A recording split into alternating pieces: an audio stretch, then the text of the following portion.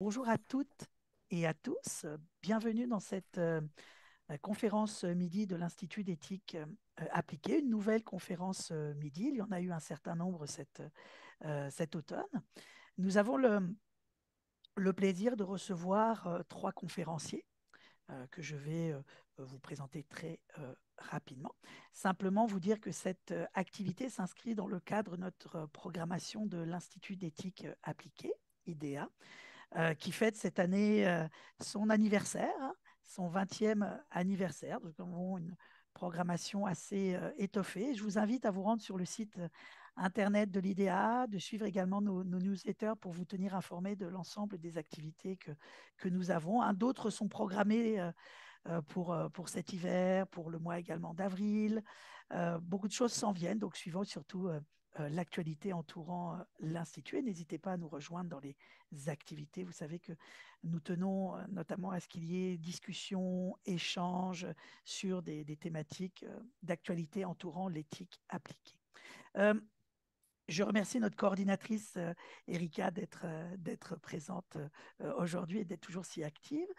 Nous recevons aujourd'hui trois conférenciers, deux juristes et un philosophe. Nous recevons la professeure Nadège Julien, qui nous vient de France. Nous recevons également un collègue italien, monsieur Riccardo Rao. Tous les deux vont donc vous livrer une analyse de ces nouveaux modèles, nouvelles structures. Je garde les mots un petit peu flous, je vais les laisser bien entendu préciser, détailler les choses, mais nouvelles structures, nouveaux modèles qui se développent en droit et qui semblent peut-être offrir des solutions intéressantes, mais c'est eux qui vont nous livrer leurs sentiments. Et pour répondre, pour discuter, pour sortir du droit et emmener un regard, j'allais dire, philosophique, mais pas seulement. C'est un grand plaisir d'accueillir Alain Delot, qui a rejoint également les rangs de l'IDEA. Je n'oserais pas le présenter, je pense que beaucoup de gens le connaissent, puis c'est un plaisir de le recevoir dans une belle discussion avec des juristes. Alors, sans plus tarder, je leur cède la parole et je leur souhaite une très belle présentation à tous les trois. Merci beaucoup au professeur Yvan Chautourian pour cette invitation. Je pense que nous sommes très heureux avec Ricardo Rao d'intervenir auprès d'un public québécois. Alors aujourd'hui, moi j'ai le plaisir d'aborder avec vous ce qu'on appelle en France les structures sociétaires éthiques. En effet, ces dernières années, le droit des sociétés a désormais une part assez importante à une certaine vision de l'éthique, à un certain idéal de justice au sein de la société au sens structure sociétaire. Que ce soit par des mécanismes régissant le droit des activités économiques en général, on pense notamment au devoir de vigilance ou encore à la lutte anticorruption, ou encore à l'introduction de nouvelles règles en droit des sociétés, il est vrai que le législateur s'est ces dernières années attelé à rendre le droit des sociétés plus éthique, mais surtout à permettre aux sociétés de faire elles-mêmes en interne le choix d'afficher davantage de valeurs, de promouvoir l'éthique. En guise d'introduction, je vais reprendre très rapidement les étapes du processus français qui s'inscrit finalement dans un cadre international, puis je vais revenir sur certaines initiatives. Alors, historiquement, en France, on définit le contrat de la société comme un contrat. On nous dit que c'est un contrat à titre onéreux dont l'objectif poursuivi par les associés est forcément la réalisation et le partage d'un bénéfice entendu comme un gain pécuniaire, un gain matériel qui va s'ajouter à la fortune des associés.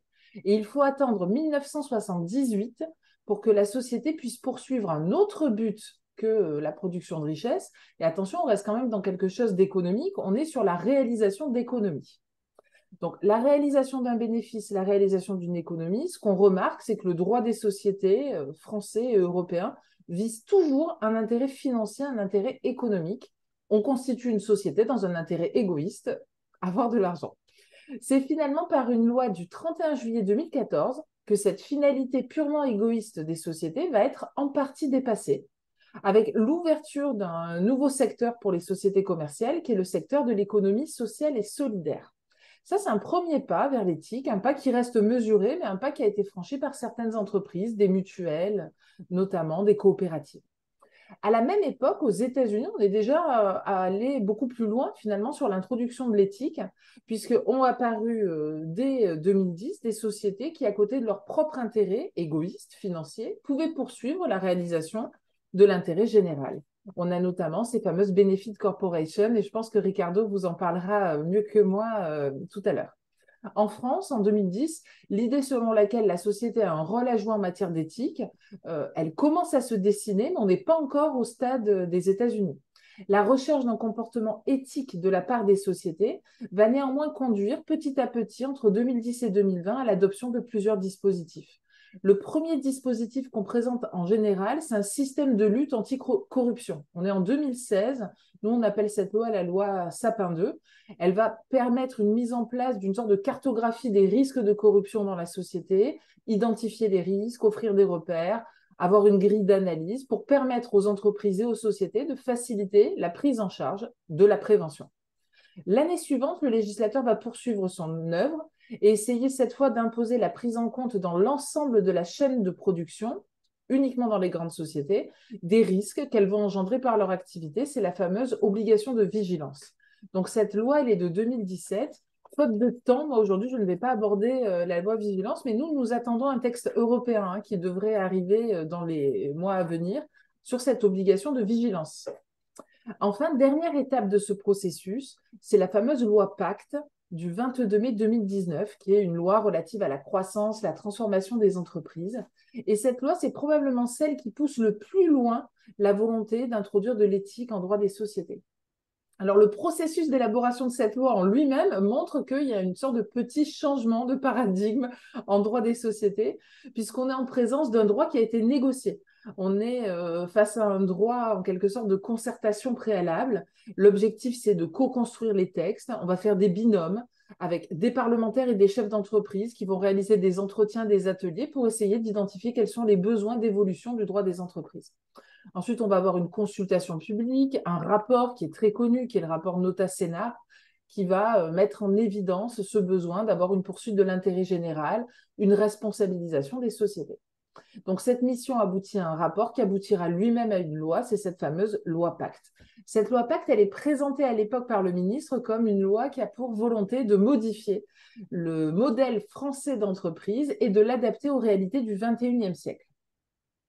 Avec cette brève présentation historique des lois qui intéressent l'éthique en droit des sociétés français, on s'aperçoit que la société au sens forme sociale est finalement de plus en plus contrainte à l'éthique. Donc, ce n'est pas forcément un choix volontaire, c'est un choix structurel qui va s'imposer à elle. Elle ne peut plus prendre uniquement en compte des considérations financières. Mais à côté de cette obligation, à côté de cette contrainte, on va se rendre compte que certains outils sont offerts et que les entreprises, les sociétés vont d'elles-mêmes de plus en plus se soumettre à une certaine forme d'éthique. Elles vont parallèlement à la contrainte étatique choisir elles-mêmes volontairement de se soumettre, de poursuivre cette finalité. Donc, dans le cadre de cette présentation, je ne vais pas revenir moi, sur tous les dispositifs qui s'imposent aujourd'hui en droit français aux sociétés, mais vraiment, on a de plus en plus de petites mesures éparpillées. On a par exemple, avec la loi Climat et Résilience en 2021, une possibilité d'aller chercher la responsabilité de la société mère, voire de la société grand-mère, pour les dommages miniers qui sont causés par la fille, quand la fille, finalement, n'a pas un patrimoine suffisant pour couvrir toutes ses obligations, toutes ses dettes de responsabilité qui pourraient apparaître. Voilà. Donc, on a plein de petites mesures. On a également une mesure qui, aujourd'hui, a une portée encore incertaine, qui est l'insertion dans un article, qui est l'article 1833 du Code civil, d'un alinéa qui vient nous dire que la société, désormais, elle doit être gérée dans son intérêt social. Ça, on le savait déjà en droit des sociétés. Mais on nous rajoute la phrase en prenant en considération les enjeux sociaux et environnementaux de son activité. Cette portion de phrase a fait couler beaucoup d'encre chez les auteurs en droit français. Je vous invite, pour ceux qui ne l'auraient pas lu, à lire ma collègue Morgane Tirel sur cette question, qui a écrit un très bel article sur le sens de l'intérêt social depuis cette loi. Donc, on voit que par plein de petits dispositifs, aujourd'hui, on pousse les sociétés à ne plus arbitrer systématiquement en faveur des intérêts financiers, mais à également prendre en compte d'autres finalités. Toutefois, il est vrai que ces autres finalités restent à chaque fois subsidiaires et secondaires, et ce sera vraiment mon constat systématique pour chacun des éléments que je vais vous présenter. Donc, nous, ce qu'on va voir maintenant, c'est que ce mouvement qui est impulsé par l'État est également repris par les entreprises. Parfois même, certaines ont commencé ce processus avant même que l'État leur donne les outils. Et finalement, l'État s'est inspiré d'outils que la pratique des grandes entreprises avait déjà mis en place. Donc, je vais commencer tout d'abord par vous parler de cette possibilité pour la société d'être elle-même l'acteur de sa contrainte éthique, décider elle-même de s'imposer des normes éthiques. Je vais revenir sur 2 niveaux de contraintes qui ont tous les deux été imposés et proposés plutôt par la loi Pacte. Proposer serait plutôt le terme juste parce que rien n'est obligatoire ici. Sauf une fois que vous l'aurez choisi. Une fois que vous l'aurez choisi, il faudra respecter. Vous vous êtes contraint, vous devez maintenant respecter. Donc, le premier niveau qui est ouvert aux sociétés avec notre loi Pacte en 2019, c'est pour la société de se doter d'une raison d'être. C'est quelque chose qui existait déjà dans les ouvrages des spécialistes de management, de marketing de l'entreprise, etc. Les spécialistes de structure des organisations, etc. en France travaillaient déjà sur ces notions de raison d'être et mettaient en lien cette notion avec celle de culture d'entreprise. Cette raison d'être, nous, elle est présente aujourd'hui dans un article du Code civil, un article du Code de commerce. Donc vraiment, on essaie de couvrir toutes les sociétés. Le Code civil aurait été suffisant, mais par sécurité, on a 2 articles. On peut définir cette raison d'être comme le fait que la société affirme des valeurs nouvelles, des valeurs qu'elle entend promouvoir, qui sont cohérentes avec son activité, qui ont un lien avec ce qu'elle fait, et qui vont donc permettre à la société de se rapprocher d'un avenir de long terme. Donc, couper un peu avec cette vision court-termiste financière et avoir plutôt une vision de long terme. Donc, la raison d'être va ainsi permettre aux sociétés d'afficher qu'elles veulent être davantage responsables, tenir compte de l'ensemble de leurs parties prenantes, avoir une véritable place finalement dans la société avec un grand S et pas uniquement dans la société au sens du droit des sociétés. Alors, on a plein de sociétés qui ont des raisons d'être aujourd'hui. On peut les trouver très facilement sur Internet. Nous, en France, on a la Maïf, qui est une mutuelle d'assurance. On a le Crédit Agricole. On a le groupe Atos, le groupe Carrefour, qui se sont tous dotés d'une raison d'être. Veolia également s'est doté d'une raison d'être. C'est un véritable enjeu stratégique parce que déjà, c'est vrai, ça peut attirer des clients, ça peut attirer des partenaires, des fournisseurs, etc. Mais une fois qu'on a adopté cette raison d'être, il ne faut pas sous-estimer la portée de cette raison d'être. Ce n'est pas vraiment un gadget. Les premiers mois, on a pu penser que c'était un gadget, mais ce n'est pas un gadget. Une fois que vous avez choisi d'avoir une raison d'être, il y a une véritable portée juridique à cet engagement. Parce que cette raison d'être peut, si vous le souhaitez, être inscrite dans vos statuts. Et à ce moment-là, elle a la même force que les autres clauses de vos statuts. Alors, pour un juriste spécialiste en droit des sociétés françaises, ça pose plein de questions. Est-ce que si je viole cette raison d'être, j'ai violé les statuts? Est-ce que le dirigeant qui prendrait des décisions contraires à la raison d'être a violé les statuts? Sur ce point, il est clair que oui.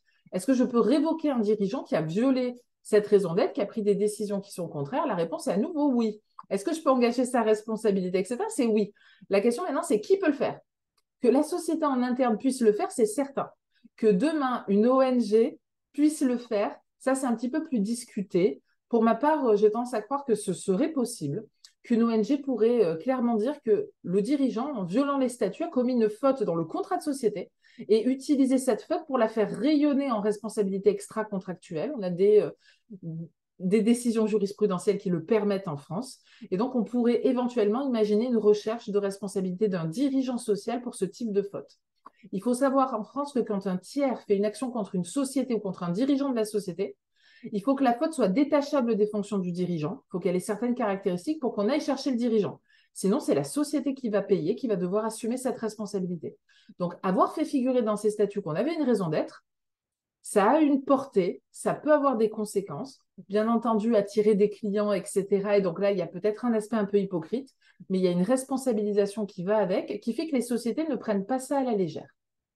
La deuxième étape qui est permise également par cette loi Pacte, celle-ci est à nouveau facultative et celle-ci se rajoute à la raison d'être. Si vous avez choisi une raison d'être, vous pouvez vous rajouter la deuxième étape, c'est devenir une société à mission.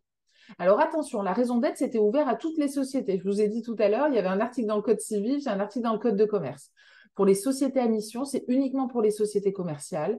L'article est uniquement dans le Code de commerce. On a un rapport qui a été rendu il y a quelque temps qui suggère qu'on l'ouvre également aux sociétés civiles. Ce n'est pas encore le cas. Peut-être ça le sera, peut-être ça ne le sera pas. Sur ça, je ne vais pas jouer à la voyante. L'objectif ici avec la mission, c'est toujours la même chose, c'est toujours rapprocher les sociétés d'un objectif de long terme. Ce qu'on veut, c'est que les sociétés elles puissent allier performance économique, bien entendu, ça reste leur but premier, il ne faut pas le nier, il ne faut pas refuser cet élément, mais qu'elles puissent ajouter la recherche de sens. aller chercher vraiment leurs parties prenantes de façon large, leur proposer de s'allier à elles pour faire cette mission, pour poursuivre cette mission. Alors concrètement, qu'est-ce que ça donne? Concrètement, ça donne que la société, dans ses statuts, va cette fois préciser des objectifs sociaux et des objectifs environnementaux qu'elle décide de poursuivre. C'est sa mission. Elle va devoir fixer des objectifs vraiment alors, poursuivable, quelque chose que concrètement on peut faire, et surtout quelque chose qu'on peut suivre. Il faut qu'il y ait des indicateurs qui soient fixés parce qu'elle va être contrôlée. La société va être contrôlée de deux façons. En interne, elle va devoir mettre en place un comité de mission.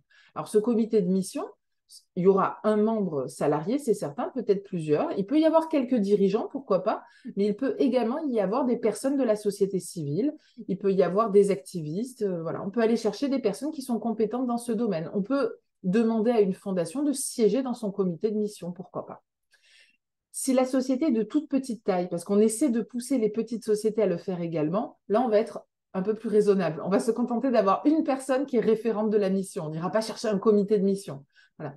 Ce qu'il faut, c'est que ce référent ou ce comité ait une véritable fonction en interne. Il va falloir se réunir, il va falloir discuter pour suivre la mission. Et donc, il faut que la société mette des fonds à disposition de ce comité de mission pour qu'il puisse poursuivre les objectifs qui sont fixés. À côté de ça, on aura un organisme tiers indépendant qui sont accrédités par l'État pour faire cet audit, qui va faire cette sorte d'audit RSE et qui va vérifier si les objectifs sont bel et bien poursuivis. Alors, cet organisme tiers indépendant, ils ont les pieds sur terre, ils connaissent leur métier d'auditeur, ils savent que parfois les circonstances ont rendu la poursuite de la mission difficile. Ils pourront en tenir compte. Ils ne vont pas systématiquement dire, tiens, les objectifs ne sont pas atteints. Ils vont tenir compte des évolutions, des efforts qui sont menés, de la réalité du process pour décider si oui ou non les choses ont été faites correctement. Si vous ne respectez pas la mission, qu'est-ce qui va se passer? Eh bien, l'organisme tiers indépendant va vous dire c'est fini, vous ne pouvez plus être société à mission. Alors là, on se dit tous de prime abord que c'est une sanction bien insignifiante. On avait mis un label, on le fait disparaître de son site internet, on n'affiche plus qu'on est société à mission. Alors, je pense quand même qu'il y a des frais. Hein. Faut facturer tous ces éléments qu'on va devoir changer. Donc, bon, ça, c'est peut-être pas grand-chose pour eux.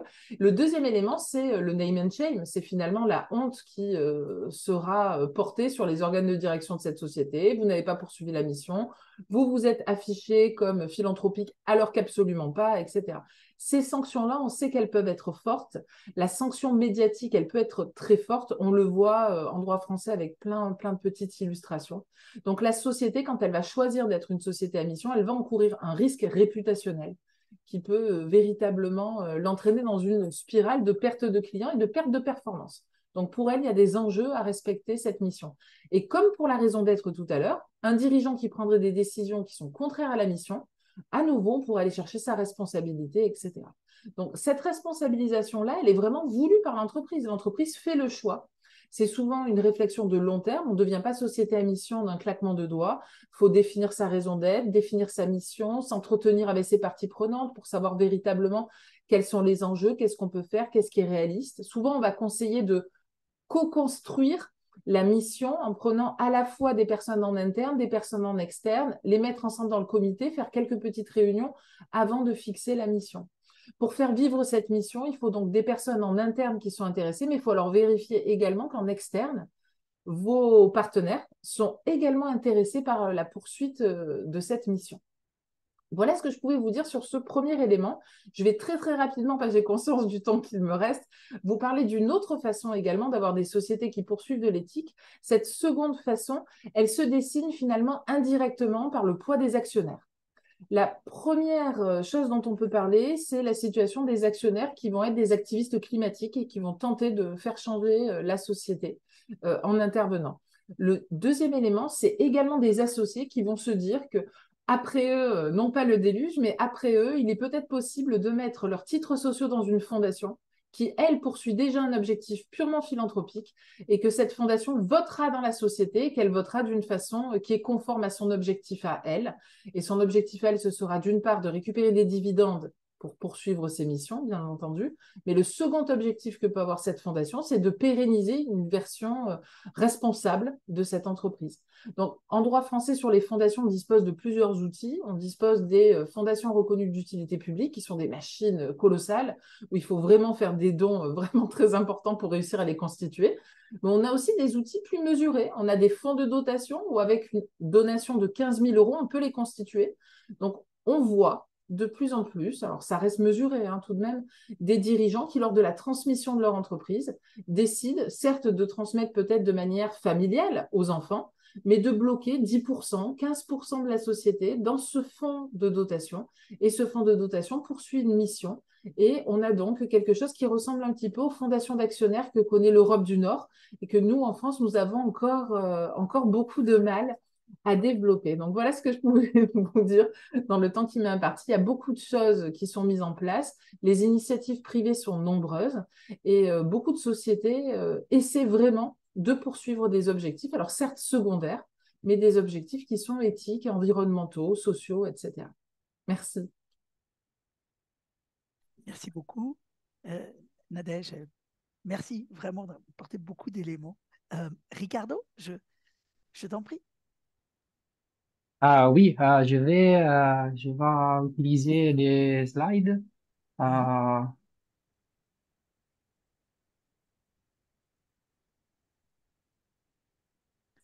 C'est parfait, Ricardo. On voit bien les diapositives. OK, bon, parfait. Euh, euh, je suis vraiment heureux d'être ici. Merci beaucoup à tous les professeurs pour l'opportunité, que c'est formidable. Et oui, je suis doctorant italien. Je viens de Trieste et Udine. Ils sont la première et la deuxième photo de l'université, mais je suis maintenant à New York et c'est clairement la troisième photo. Et je suis ici pour rechercher les benefit corporations aux États-Unis.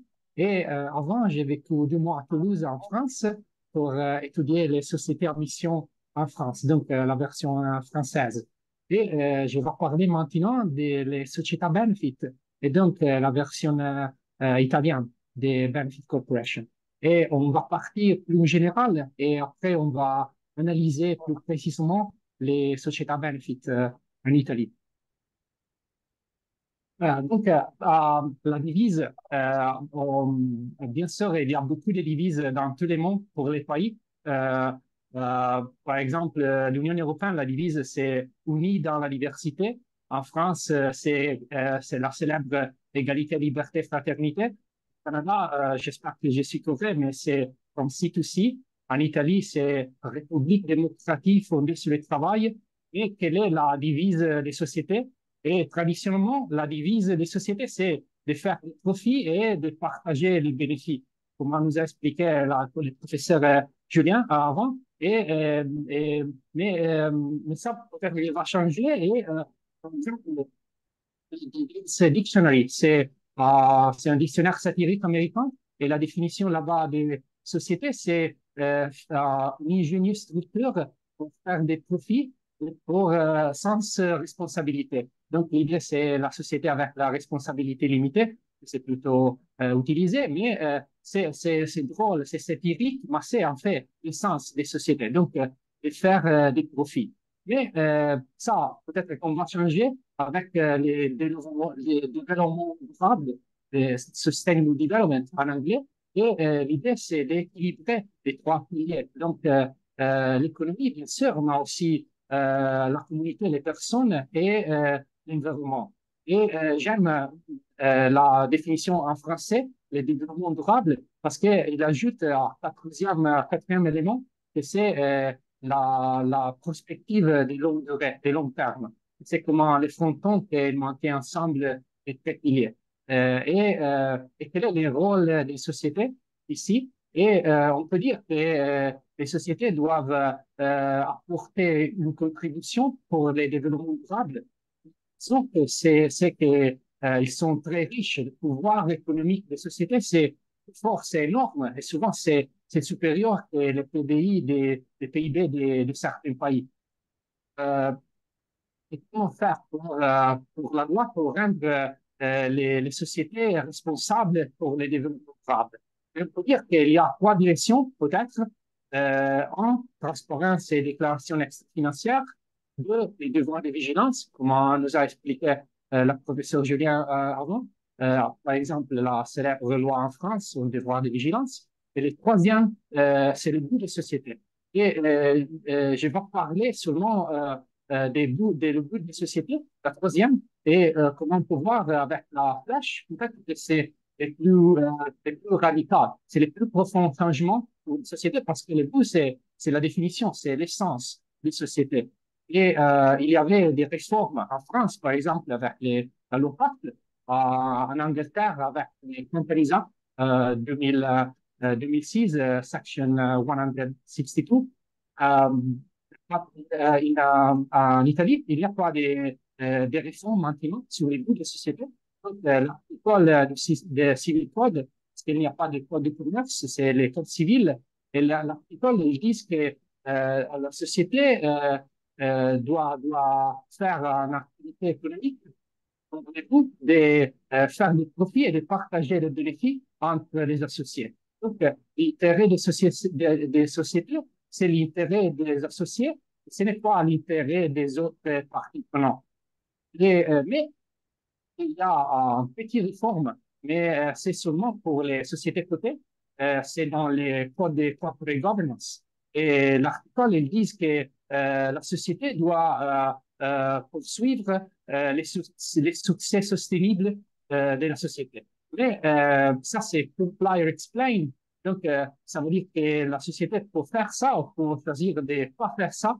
Et si c'est le cas, il doit sûrement expliquer pourquoi ce n'est pas vraiment obligatoire. Donc, en Italie, le but des sociétés, c'est l'essence, c'est de faire des profits et de partager les bénéfices. Mais il y a une loi 2015 et, sur les sociétés benefit, donc la version italienne des Benefit Corporation.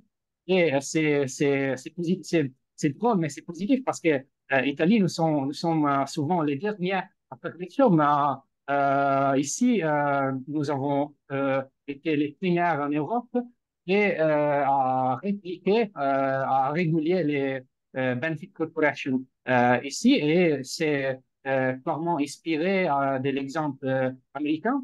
Et c'est plutôt similaire. Et Benefit Corporation aux États-Unis et Société à mission en France. Euh, les sociétés benefit doivent équilibrer les profits d'un côté et de l'autre côté, une mission ou plusieurs missions solidaires. Deux missions, profit et mission solidaire.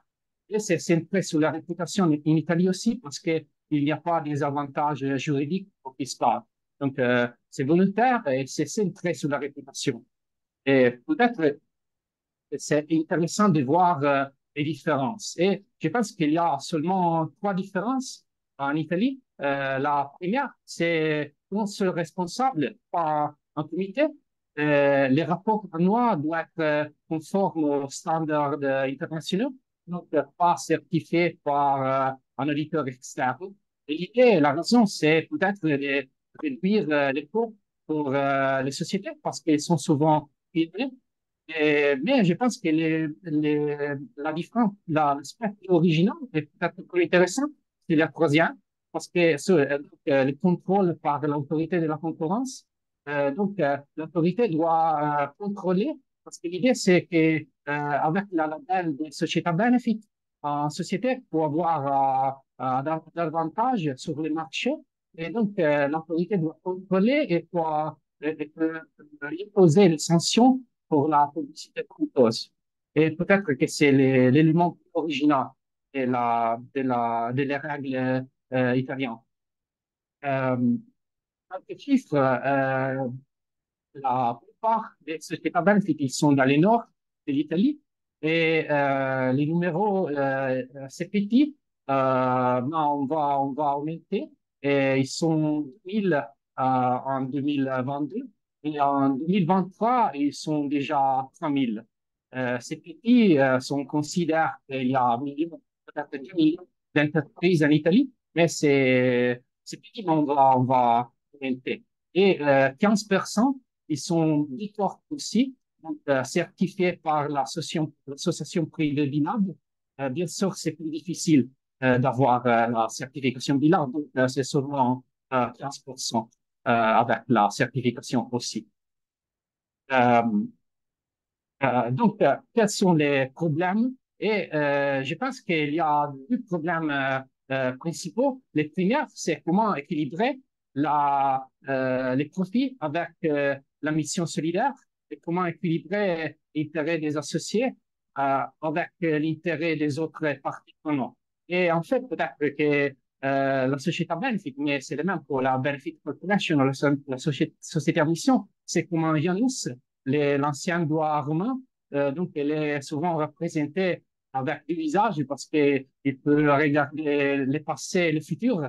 Et c'est difficile d'équilibrer, de balancer. Et le risque ici, c'est d'augmenter la discrétion des administrateurs. Ajouter à la traditionnelle Benefit Business Judgment Rule aussi la Benefit Judgment Rule. Donc, une discrétion énorme pour les administrateurs. Et le deuxième problème, c'est une précision dans la rédaction des clauses statutaires. C'est souvent général, on peut dire rendre des personnes de mon niveau, mais bien sûr, ce n'est pas possible. Et donc, les risques ici, c'est les greenwashing. Et, et donc, je pense qu'ils sont du problème fondamental et je vais essayer de trouver des solutions si c'est possible. Euh, on va voir les conclusions et je pense que c'est utile d'avoir une vision systématique. Et pour ça, j'aime les titres de l'événement, donc les structures éthiques, parce qu'en Italie, c'est les mêmes. La société, c'est une façon de faire des entreprises. Il y a des autres façons pour faire des entreprises. Donc, d'un côté, les sociétés, c'est lucratif. De l'autre côté, l'association et les fondations, ils sont non lucratifs, mais c'est une autre façon pour faire des entreprises. Et maintenant, euh, nous avons deux modèles hybrides. Les premières, ils sont les sociétés à benefit. Les deuxièmes, ils sont les imprese sociali. Peut-être traduire les entreprises solidaires et sociales. Et la différence, c'est que je pense que les sociétés à benefit, ils sont toujours actifs parce qu'il n'y a pas d'interdiction pour partager les profits. Tous les profits peuvent être partagés entre les associés. En revanche, pour les entreprises sociales, il y a une interdiction. Donc, seulement 10% être partagés.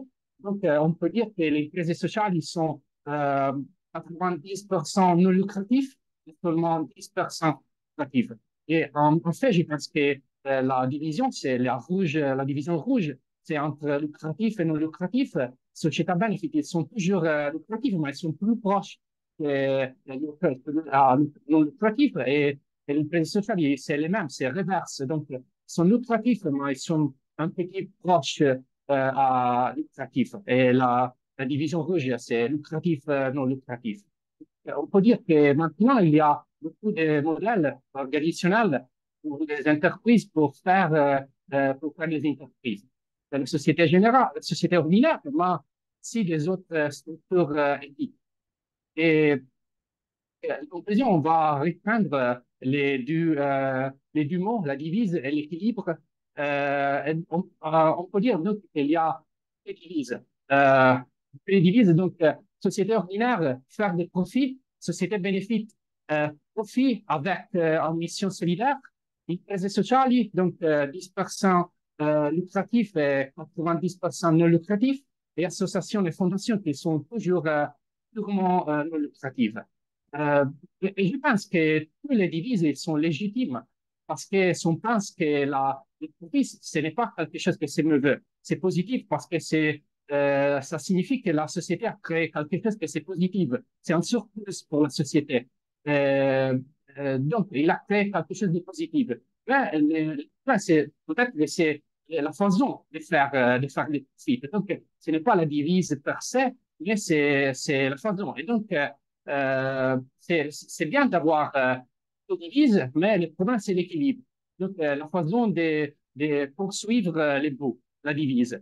Et l'équilibre, donc, l'équilibre dans l'économie, mais aussi la communauté, les personnes et l'environnement. Et peut-être qu'il serait irréaliste de penser que les droits commerciaux, les droits des affaires, on peut faire seul. Donc, l'équilibre, c'est l'équilibre la coopération, l'effort commun entre les différents domaines juridiques. Donc, les droits commerciaux, mais aussi et peut-être qu'elles sont plus importantes, les droits de travail, les droits fiscaux, les droits de l'environnement, les droits de l'homme, donc human rights. Et l'équilibre, c'est aussi l'équilibre international, parce qu'ils sont les développements durables et le changement climatique et la protection de la biodiversité, ils sont problèmes internationaux. Donc, la solution doit être internationale aussi. Et c'est nécessaire de coopérer. Et donc,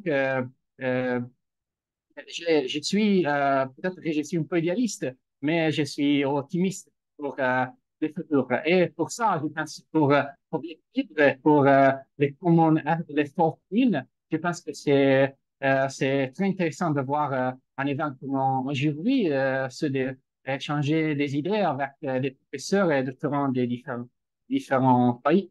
Et, et donc, je voudrais remercier. Et, en italien, c'est grazie mille et a presto.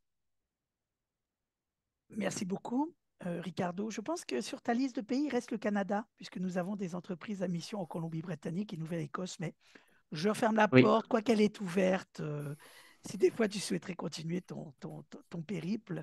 Alors, je cède sans plus tarder la parole, donc merci de cette présentation, à notre répondant, discutant, il se qualifiera comme il le souhaite, Alain Deneau. Alors Alain, la parole est à toi. Merci. Je vais tenter d'être bref. Il y a beaucoup d'éléments qui ont été cités. Je ne sais pas si je vais partager tous les accents d'enthousiasme. Par contre, des questions seulement du point de vue de la perspective qui est la mienne, mettons, en philosophie politique. Euh, J'aime bien l'adage anglais. Je suis jamais parvenu à trouver un équivalent français satisfaisant. Là, the proof of the pudding is in the eating. C'est-à-dire que bon, ce qui est évoqué, cité, euh, invoqué, trouve une correspondance dans le réel. Ce que les deux propositions me rappelaient un article que j'avais lu dans Les Échos qui disait, citant le cas de Total en Ouganda, on sait qu'il y a un grand chantier d'exploitation pétrolière qui s'élabore là-bas d'une manière controversée parce qu'il est écocide et injuste sur le plan du traitement des populations. Total venait de remporter une victoire de droit hein, dans une procédure judiciaire et la journaliste disait, mais attention, aujourd'hui, l'esprit de la loi prévaut sur sa lettre. Un jugement devant les tribunaux ne solde pas les comptes, le public est sensible à des enjeux éthiques et c'est en se contraignant soi-même qu'on réalise au fond qu'on atteint ses fins mieux qu'en s'en tenant à bon, des paroles stricto sensu de juriste. Quoi. Bon. Alors que c'est pas du tout le cas. Je veux dire, aujourd'hui, Total Énergie continue d'être tout à fait active en Ouganda, malgré une publicité négative qui est hors du commun. Je veux dire, il n'y a pas un média, même à droite, en France, qui n'a pas dénoncé ou cité des dénonciations mis sur la sellette Total par rapport à son activité. Et rien ne s'ensuit. Donc il y allait dans cet article-là d'une sorte de position de somnambule, quoi, où on finit par croire en fait en un certain nombre de thèses sans nécessairement, non seulement sans vérifier, mais en citant des cas qui, à leur face même, sont contradictoires. Il y a quand même des éléments positifs là du point de vue du lecteur que je suis, de tous ces textes, de toutes ces mesures. Je citerai la loi sur le devoir de vigilance en France. Il y a vraiment une avancée, je dirais symbolique, pas tellement prégnante encore, mais néanmoins une avancée quant à des qualifications. C'est-à-dire qu'on a fait, grâce à cette loi sur le devoir de vigilance en France, de la multinationale un sujet de droit. Et là, il serait vraiment important de rappeler que ce n'est pas le cas dans maints cas de figure. Il est très rare aujourd'hui qu'une multinationale comme telle soit un sujet de droit, que ce soit du point de vue de la fiscalité, hein, des droits de la personne ou quel que soit le domaine. Ce qui est sujet de droit, c'est la filiale. Hein. Et donc, quand vous avez, par exemple, un représentant d'une multinationale qui dit « Nous respectons la lettre de la loi et le droit partout où nous agissons », ça veut dire que nous respectons aux Bermudes le droit fiscal des Bermudes. Nous respectons scrupuleusement le droit des femmes en Arabie saoudite en vertu de cette législation-là. Nous respectons le droit du travail au Myanmar en vertu de ce que le droit de ce pays prévoit quant à notre filiale là-bas. Et donc, il n'y a pas la loi, il y a les lois, il y a des régimes de droit, et évidemment que cette mondialisation financière et juridique, qui est la nôtre aussi, offre aux entreprises un système de tricherie à la carte, du forum shopping, hein, c'est-à-dire qu'on peut continuellement aller s'inscrire là où le droit est tout à fait clément et plaider la légalité, alors que ce que l'on fait contrevient finalement à ce que le commun estime être contraire à la loi. Hein. Et là, je renvoie au sociologue Émile Durkheim qui va estimer que le droit n'est pas une affaire propre aux juristes, mais c'est une affaire politique qui concerne la citoyenne, le citoyen, qui peut très bien, à un moment donné, juger qu'une chose est criminelle, même si en droit, elle ne l'est pas. Bon, donc là, il y a au moins une avancée là, mais qui nous montre aussi tout le travail à faire, quoi. Parce que, en ce qui concerne le devoir de vigilance, la contrainte ne porte que sur des cas extrêmes, mais extrêmes de génocide ou dire des choses abominables où là, effectivement, la République française pourrait intervenir puis dire, ben, nonobstant que ce soit une filiale d'entreprise ou un partenaire qui soit en cause dans un autre pays, nous nous réservons le droit d'intervenir. Bon. Un point sociologique aussi sur tous ces textes, c'est comment ils émergent. Si vous parlez à des responsables de plaidoirie,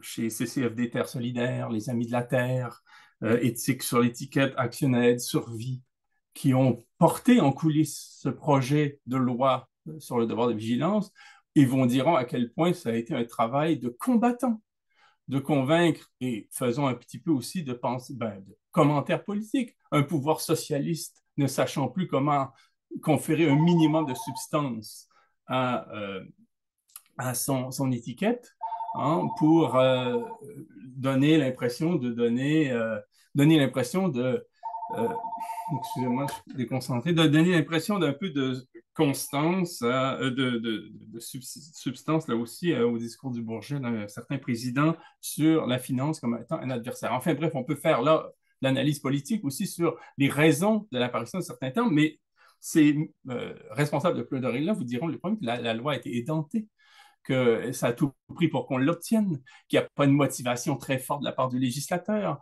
que les échappatoires sont nombreuses, ainsi de suite. Et je voudrais, une fois qu'on a dit ça, un peu qu'on a un peu situé dans je pourrais dire, le réel socio-historique, l'apparition de ces textes et leur portée et leur vigueur, questionner un certain nombre de choses. Quand on dit, par exemple, RSE, responsabilité sociale des entreprises, il y a un terme sur lequel j'estime qu'on commet une méprise, mais là, c'est du point de vue de la philosophie politique, je me permets d'en parler. Je n'ai pas l'impression qu'on parle encore d'entreprise ou que de présenter les instances, les entités dont il est question comme des entreprises est une façon réductive de le faire. Aujourd'hui, Shell, Monsanto, Google, Total Energy, Coca-Cola ne sont pas seulement des entreprises. Oui, elles le sont, c'est pas foutif que de le dire, mais elles apparaissent bien plus dans l'histoire, dans leur agir, dans leur manifestation comme des pouvoirs, des souverainetés de type privé qu'il est assez difficile de comprendre et de cerner parce qu'elles le sont informellement ou d'une manière autoréférentielle. Mais ces pouvoirs sont capables de se déployer à une échelle mondiale par rapport à des États qui n'ont de prérogatives que sur le territoire sur lequel ils agissent, qui sont capables de diplomatie, de trafic d'armes, de corruption, et qui ont un pouvoir de chantage considérable. Je veux dire, si le président Emmanuel Macron a un rendez-vous avec Bill Gates, si le premier ministre Trudeau a un rendez-vous avec Patrick Pouyanné, je ne sais pas lequel des acteurs est nerveux. Et je ne sais pas, il est souvent induit, à juste titre, je pense, que le rapport de force est à l'avantage de l'entrepreneur. Donc, c'est ces entreprises qui n'en sont pas, qui sont plutôt des pouvoirs. En General Electric, par exemple, ne fait pas dans l'électroménager, fait dans la finance. Bon, ces pouvoirs effectivement, en viennent à se présenter elles-mêmes publiquement comme étant responsables. Et le fait qu'elles le fassent volontairement me semble procéder d'un aveu d'échec du politique. Parce que si on en est à agir volontairement sur des questions éthiques, c'est parce qu'on ne rencontre pas de contre-pouvoir. C'est qu'on est face à des entités tellement puissantes qu'il ne reste plus à celles et ceux qui critiquent leurs excès potentiels ou réels qu'à dire, s'il vous plaît, au moins contenez-vous vous-même, puisqu'aucune instance n'arrive à le faire. Et on le voit bien la différence par rapport aux particuliers. Les particuliers, on ne leur demande pas simplement d'être responsables quand ils conduisent une voiture. On leur impose des limites de vitesse avec des contraventions à la clé s'ils ne les respectent pas. Quand on en est à dire aux gens, soyez responsables par vous-même et élaborer des contraintes que vous devrez suivre vous-même, c'est parce qu'on est impuissant à leur en imposer. Et il s'entend que le fait que la responsabilité sociale des entreprises, on pourra mêler quelques parlementaires à ça, mais je pense que ça n'abuse personne, n'est pas soumis à une sorte d'instance qui serait supérieure, contraignante et autonome. Et le fait qu'on élabore par soi-même les textes, les critères, me semble suspect. Disons aux citoyens qui vont eux-mêmes élaborer la loi qui va les contraindre quand viendra le temps de conduire une automobile. Tentons de trouver ça sérieux. Et après coup, on procédera de manière analogique par rapport aux entreprises. Moi, je m'amuse beaucoup avec mes étudiants en éthique à les amener à lire les codes de déontologie, codes de responsabilité sociale des entreprises, codes d'éthique des entreprises. Je leur dis, prenez une entreprise de votre choix, étudiez leur code d'éthique ou ce qui se présente comme tel, avec des synonymes, et ensuite trouvez un cas de notoriété publique qui contredit ce code d'éthique-là. Je ne prescris pas de nom. Bon, il y en a qui choisissent Nestlé, d'autres Monsanto, d'autres Johnson & Johnson. Bon, je n'ai encore jamais rencontré d'étudiants ou d'étudiantes qui n'ont pas été capables de mettre en contradiction une entreprise avec elle-même. Et ça n'empêche jamais l'entreprise de prospérer, d'évoluer. Je veux dire, là, cette idée qu'il y aurait une abjection et puis une sorte d'opprobre du moment qu'elle transgresserait leur propre code ne se vérifie pas. En tout cas, jamais d'une manière majeure. Et c'est intéressant ensuite de voir que l'éthique des affaires, en fait, est surtout présentée comme étant bonne pour les affaires. Je n'ai encore jamais lu de manuel ou de théorie sur l'éthique des affaires où on ne dit pas du même souffle que c'est bon pour les affaires. C'est bon pour les affaires parce que c'est bon pour l'image. C'est une forme d'investissement, finalement. On investit dans son image par rapport à ses clients, son personnel, ses cadres, ses partenaires. On crée de la confiance, mais ça veut aussi dire qu'il n'y a pas lieu d'être éthique lorsque ce n'est plus bon pour les affaires. C'est-à-dire lorsque on sent que le public, le personnel, les ayants droit, ne se soucient plus de telle ou telle question, pourquoi faire preuve d'éthique alors? Et c'est là où on peut dire, bon, moi qui suis un lecteur de Spinoza et d'Aristote, que ce terme d'éthique est largement galvaudé et qu'on est loin de ces définitions contraignantes sur le plan de la raison. Donc, rapidement, parce que j'ai beaucoup parlé déjà, ça va vite. Simplement 3 points pour finir qui seraient plus ou moins des questions, plus des questionnements. Bon. D'abord, qu'est-ce qu'il en est par rapport à ces beaux principes de la mondialisation? C'est-à-dire que lorsque la République française se donne comme ça, ou en Italie, lorsqu'on se donne des normes, des exigences, des lois, des règlements allant en ce sens, est-ce que cela ne prévaut pas simplement sur le territoire national? Est-ce que Total Arabie Saoudite est tenu de respecter ce qui est énoncé dans ces lois? Et quand on considère que Total n'est plus une entreprise française, si ce n'est que de façade, que son actionnariat est largement mondialisé, que son activité se pense en anglais partout sauf en France, où on n'investit presque plus dans les raffineries, mais qu'on investit dans des pays justement où il y a moins de droits sociaux, moins de considérations fiscales et autres.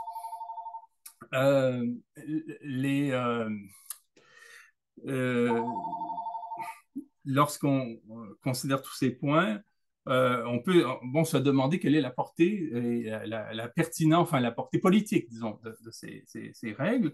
Aussi, observe-t-on en Italie et en France la même chose qu'au Canada, où les sociétés minières, traditionnellement, ont plaidé le forum non-convenience, dès lors que des représentants de pays étrangers tentaient d'intenter une poursuite devant les tribunaux canadiens pour ce que l'entreprise faisait à l'extérieur de ses frontières. On nous disait non, non, allez au Nigeria, vous adressez à un juge à vos risques et périls pour obtenir réparation puisque la filiale est là-bas. Première question. Deuxième question, quelle est la disposition des juges?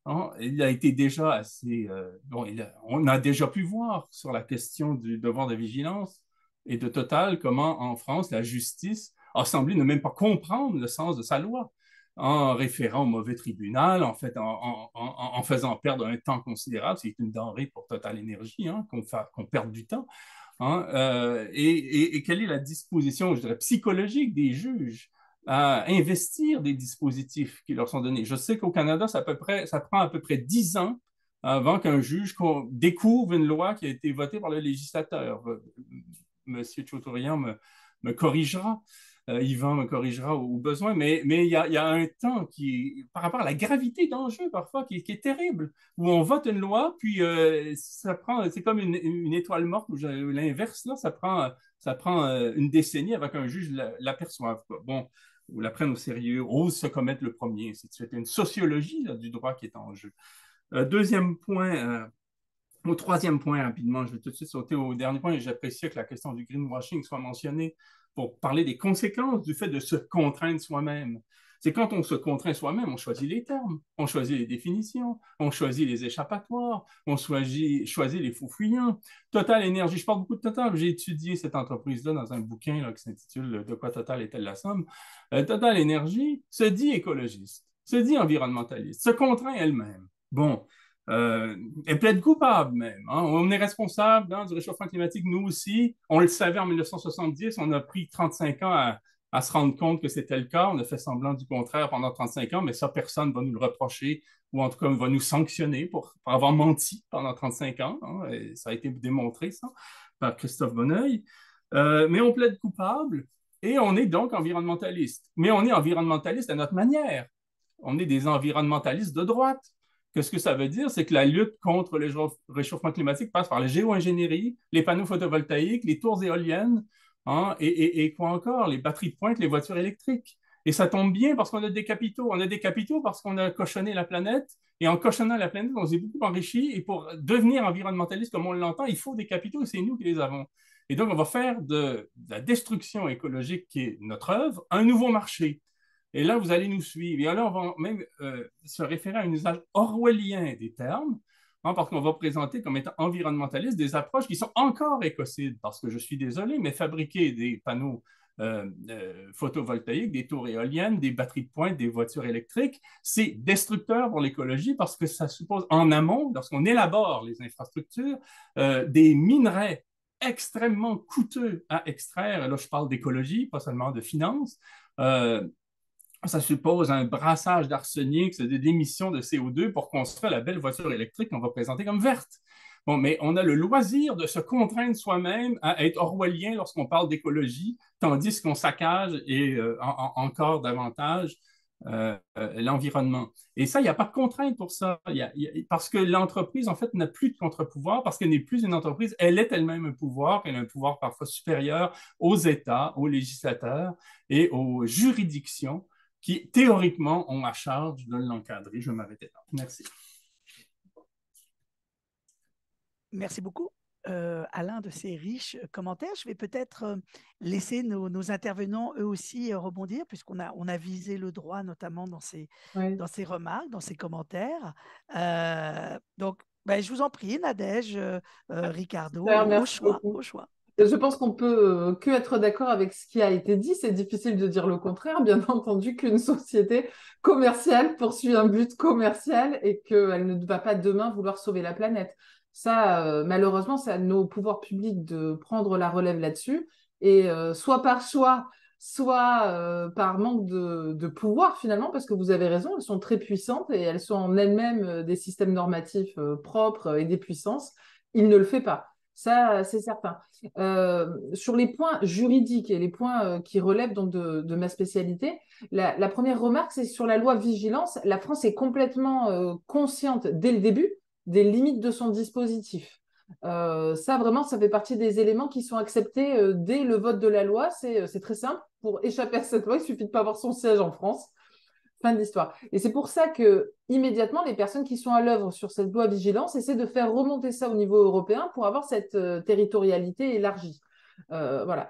Donc, on aura ce texte européen qui restera imparfait. Parce qu'à nouveau, il aura une territorialité plus limitée. Mais l'Union européenne vise à ce que son texte s'applique non seulement aux entreprises qui ont leur siège en Union européenne, mais toutes celles qui, par leurs services ou leurs biens, toucheront une personne sur le marché unique. Alors, on verra ce que ça devient, parce que c'est un jeu de chat et la souris.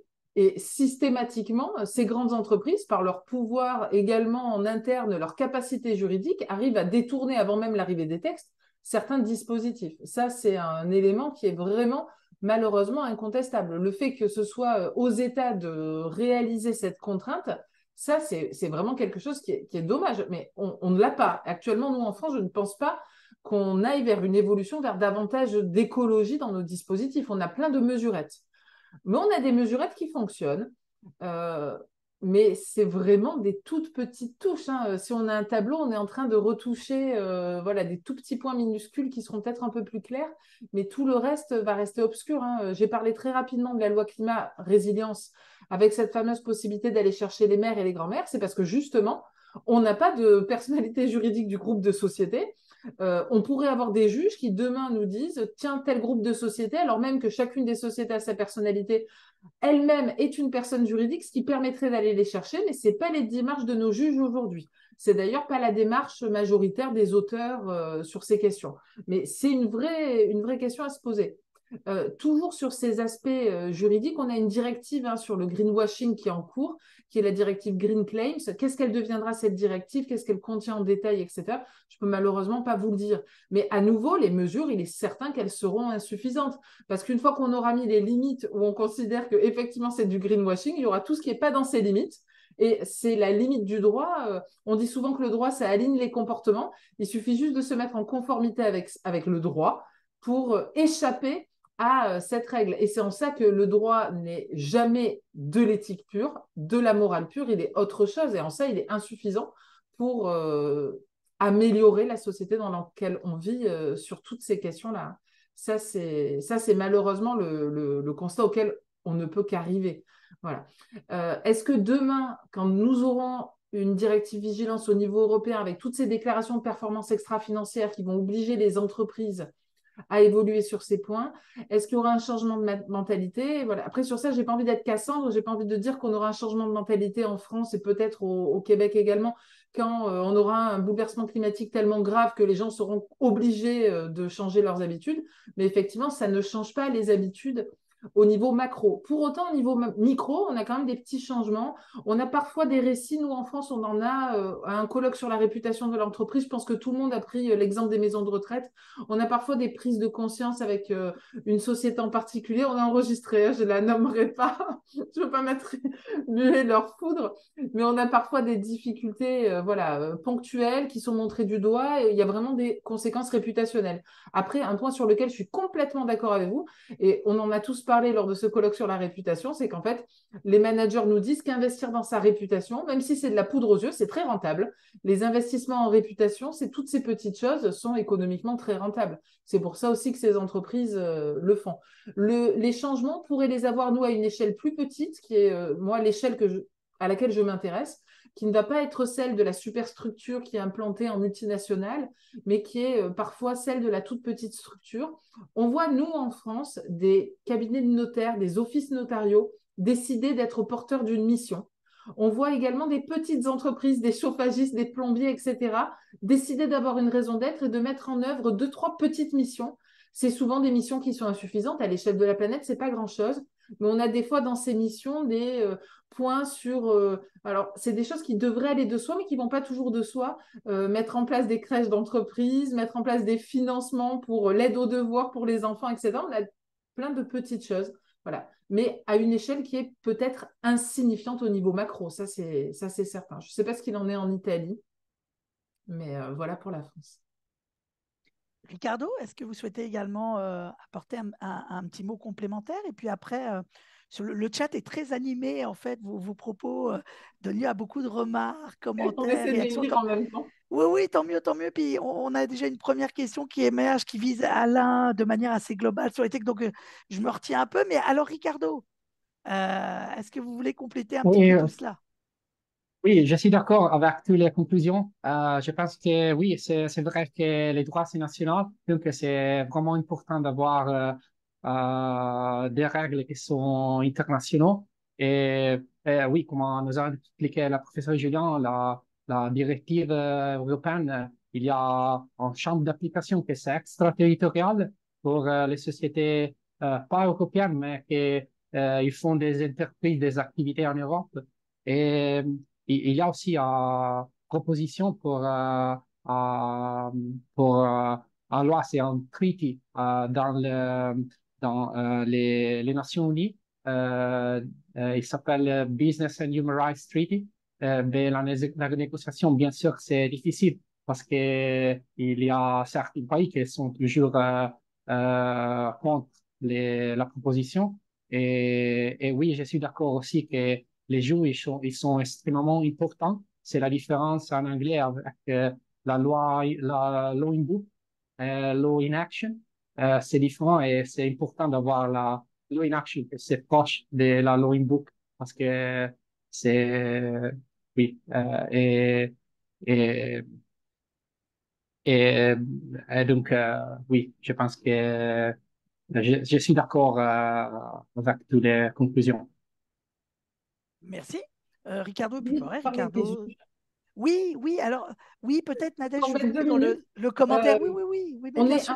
on est peut-être un peu plus rapide, mais pas beaucoup plus hein, pour la prise en compte par les juges des nouveaux textes de loi. Mais il y a une formation continue des magistrats qui a été mise en place il y a quelques années, qui fonctionne plutôt bien. Et il y a beaucoup de magistrats qui se forment là sur ces questions de vigilance.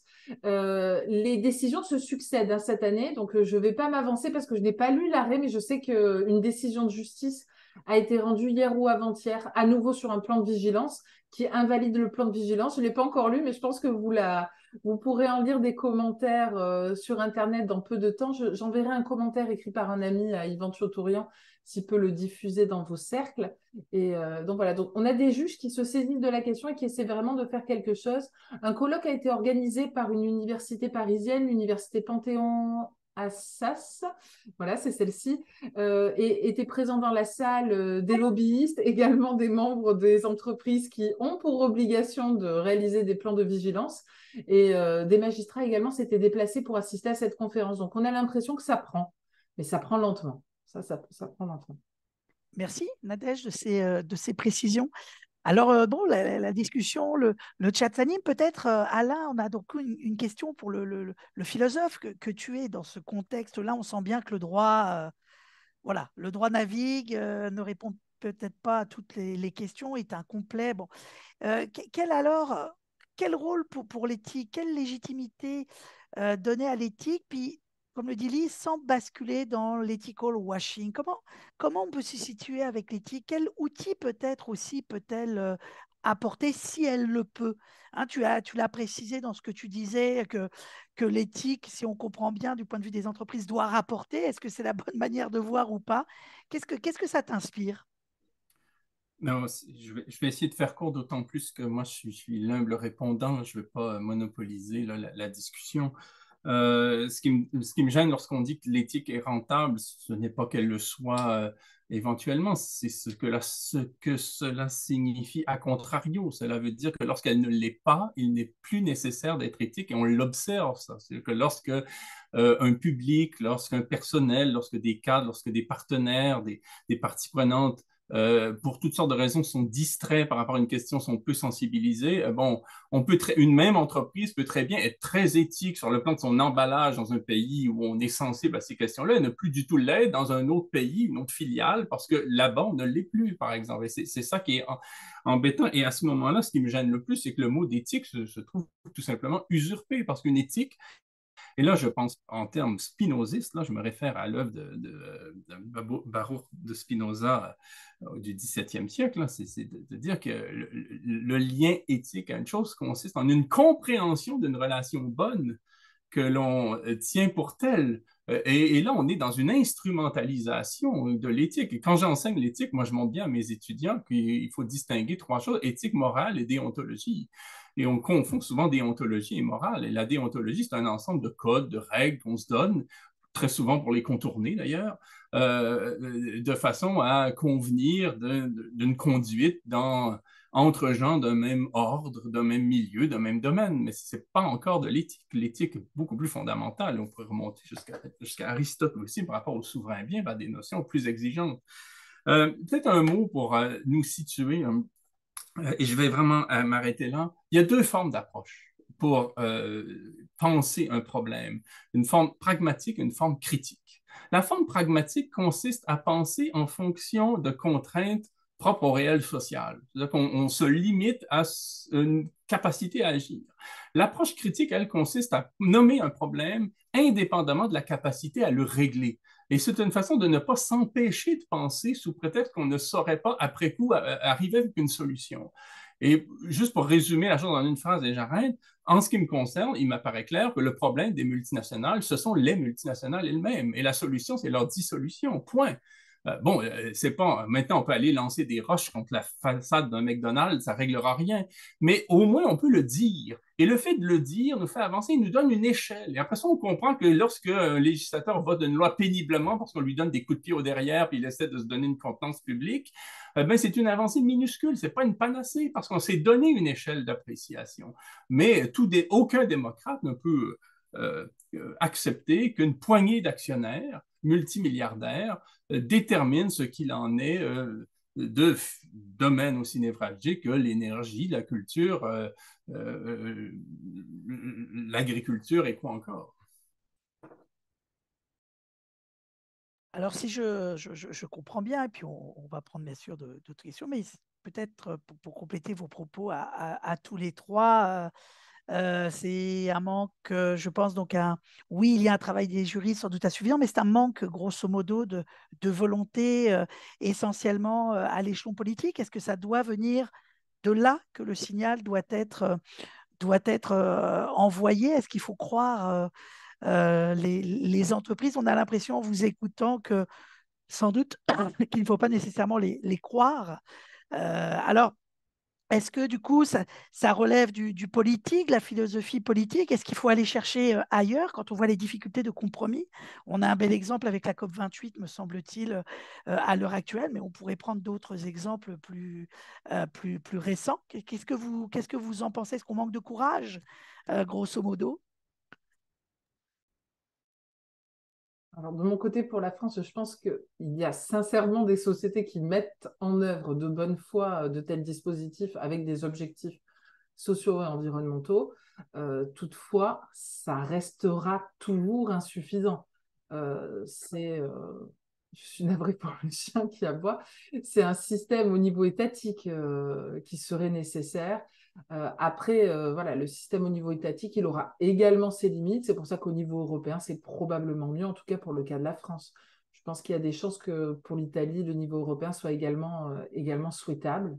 Et ensuite, une fois qu'on aura ce niveau européen, une coordination mondiale sera également nécessaire. Ça, c'est un point qui est évident. On voit de nombreux chercheurs qui s'intéressent notamment à la vigilance, à la responsabilité sociale des entreprises, des chercheurs d'Afrique, venir chez nous en séjour pour découvrir davantage nos lois et leurs systèmes, pour voir comment est-ce qu'ils peuvent les mettre en œuvre en rentrant chez eux. Donc probablement qu'une coopération également avec les endroits où ces sociétés ont ce type d'activité sera nécessaire si on veut quelque chose d'efficace. Simplement, je me permets de remarque, mais juste pour notre public, la directive, tu as cité Nadège, la directive Viange. Je veux juste te dire que quand on regarde, il me semble, les débats et les négociations au niveau de l'Europe et le lobbying, on voit quand même qu'il y a un certain nombre de coupes qui se font par rapport à l'ambition initiale. Mais c'est intéressant, c'est intéressant à voir évoluer tout de même. On avait une première version qui était incroyable. Oui, il était certain que le lobbying aboutirait à une autre version. Ah oui, le lobbying est Voilà, aussi voilà. une belle question. C'est Ricardo, ça. est-ce que vous souhaitez également réagir? Peut-être pour le cas italien ou plus globalement un petit peu l'Europe et cela? Oui, je suis d'accord. Je pense que peut-être qu'il y a déjà beaucoup de règles et il va être encore plus de règles, mais la chose plus importante, je pense que c'est l'application et les sanctions, donc enforcement and sanctions, parce que la loi, c'est nul sans l'application et les sanctions. Et peut-être que c'est les points, les weak points maintenant des règles en Italie, mais peut-être que c'est le même en Europe et en Iran. Merci, Ricardo. Alain, donc bien sûr, peut réagir là, la petite personne, mais et aussi le pouvoir. Qu'est-ce que ça t'inspire dans ta science, entre guillemets, à toi? Est-ce qu'on a une solution? Est-ce que quelque part dans la science politique, on peut trouver possiblement des réflexions qui peut-être ne sont pas assez mobilisées, qui peut-être ont été oubliées? Ou alors est-ce qu'il faut penser les choses complètement nouveau? Lise nous disait dans les commentaires qu'on pense peut-être les choses avec des solutions du 19e siècle face à des problèmes très, très modernes. Ben, disons, j'ai pas tendance à associer la politique à une science, mais plutôt à un rapport à des événements, à de l'imprévisible, je veux dire, à des passions aussi. Je veux dire, je partirais vraiment de cette idée que la critique s'intéresse à des enjeux, à des problèmes qui n'ont pas de solution immédiate, hein. C'est un peu même le propre de la philosophie de se poser des questions auxquelles on n'a jamais de réponse définitive. Et donc, quant à ça, dans ma discipline, on n'a pas froid aux yeux par rapport à ça, même si on peut nous reprocher beaucoup de choses, hein. Et je dirais que là, c'est un de ces cas-là. C'est-à-dire que moi, j'ai pas envie de parler de la multinationale comme avec l'impératif de devoir tout de suite arriver avec une solution. Et quand j'ai écrit mon livre sur Total, d'ailleurs, j'avais deux dimensions. C'est-à-dire qu'il y avait la dimension critique, puis je finissais par la dimension pratique. Ben, qu'est-ce qu'on peut faire sur un plan pratique, ceci, cela. Mais comme tout le monde l'a fait ici aujourd'hui, on n'est pas dupe. On est capable de mesurer ce qu'on avance à l'aune d'une perspective qui, elle, est plus complète, quoi. Et je dirais bon, que le problème des multinationales, c'est simplement qu'on a raté un rendez-vous avec l'histoire à la fin du 19e siècle. Et le génie est sorti de la bouteille. Plus prosaïquement, ici, on dit le dentifrice est sorti du tube. Mais je veux dire, on est face à une structure qui existe, qu'on a reconnue et qui est plus forte que les entités publiques et avec lesquels on est tenu de composer désormais. Mais le problème est là, si je puis dire, même si ça peut sembler vain de refaire l'histoire. Il y a eu des lois antitrust qu'on a tenté de faire voter aux États-Unis au moment où l'empire Rockefeller se développait, et ça a échoué, parce que ceux qu'on a appelés les barons voleurs, c'est pas moi qui sors l'expression, sont parvenus à corrompre des juges, à neutraliser des législateurs pour que les grandes entités dans le domaine pétrolier, d'abord, après le secteur bancaire, se développent à une échelle incontrôlable pour les États. Bon, et là, on est avec ce problème-là. Bon, c'est un vrai problème. Aujourd'hui, s'il s'agissait de dire le fin mot de l'affaire comme je l'anticipe, j'ai l'impression que les entreprises sont une plus grande menace pour elles-mêmes que n'importe quel contre-pouvoir parce qu'elles polluent, saccagent et pensent leurs actifs sur un mode tellement parfois nuisible pour elles-mêmes. Je pense au court-termisme dans le domaine de la finance, je pense au saccage environnemental par rapport aux sources d'approvisionnement, qu'elles finissent par se menacer elles-mêmes. Mais le problème, c'est qu'elles vont nous entraîner dans leur chute et ça sera l'occasion de grands événements historiques, de grands accidents que la science politique, à mon sens, n'a pas commencé à penser. Les choses sont donc à écrire, si on comprend bien le point de vue. Ce que je vous propose, Erika, peut-être d'ouvrir tranquillement au public, puisque nos experts sont là, que le chat est très animé.